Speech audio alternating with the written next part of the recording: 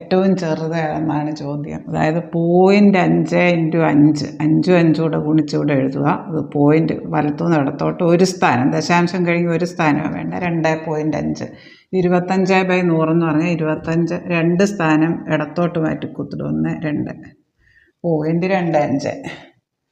ഇനി ഈ 5/100 10/5 × 10/5. ഈ 5 5 ഒന്ന് കട്ട് ചെയ്ത് പോകും.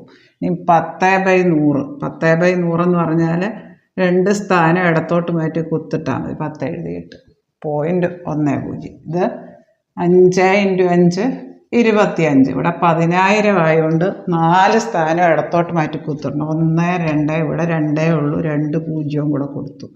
ഇവിടെ ഏറ്റവും ചെറുത് ഓപ്ഷൻ ബി ആണിത്. ഇത് 2 പോയിന്റ് ഉണ്ട് ഇവിടെ, അതാണ് ഏറ്റവും വലിയ സംഖ്യ ചോദിച്ചെങ്കിൽ. ഇവിടെ 0.25 ഉള്ളത്, ഇവിടെ 0.10 ആണുള്ളത്. 0.1 സംതിങ്, ഇവിടെ 0.2 സംതിങ്. ഇത് ഏറ്റവും വലുത്, അതുകൊണ്ട് അത് നോക്കണ്ട. ഇത് 0.0025 ആണ്. 0.0 സംതിങ്ങേ ഉള്ളൂ. അതുകൊണ്ട് ഏറ്റവും ചെറുത് 0.00 സംതിങ്. 0.1 എന്ന് പറഞ്ഞാൽ അതിനേക്കാൾ കൂടുതലാണല്ലോ. ഏറ്റവും ചെറുത് 0.0025.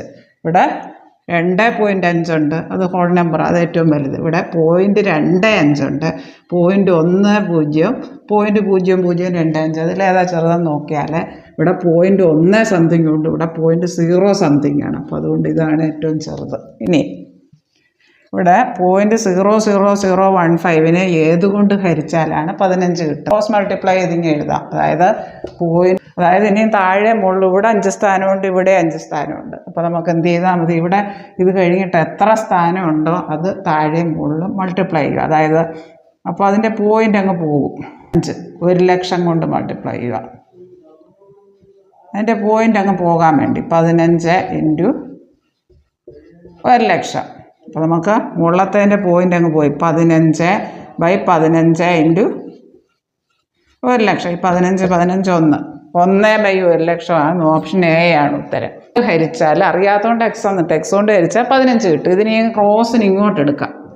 അതായത് 0.00015/15 എന്ന് പറയുന്നത് എക്സ് ആണ്. എക്സ് ഇങ്ങോട്ടും 15 ഇങ്ങോട്ടും വരും. ഇനി നമ്മുടെ 5 സ്ഥാനമാണ് പോയിന്റ് കഴിഞ്ഞാൽ അപ്പോൾ 1,00,000 വെച്ചിട്ട് 5 0 ഉള്ളത് 1,00,000 വെച്ചിട്ട് താഴെ മുകളിലും ഗുണിക്കുക. പോയി 15 കിട്ടി. 15 × 1,00,000. 1/3 ഇടയിലുള്ള ഭിന്നസംഖ്യ ഏത്? അംശങ്ങൾ രണ്ടും കൂടെ കൂട്ടും. 1/2 1 ഛേദങ്ങൾ രണ്ടും കൂട്ടുക. 2 + 3, അതായത് 2/5 ആണ് ഉത്തരം.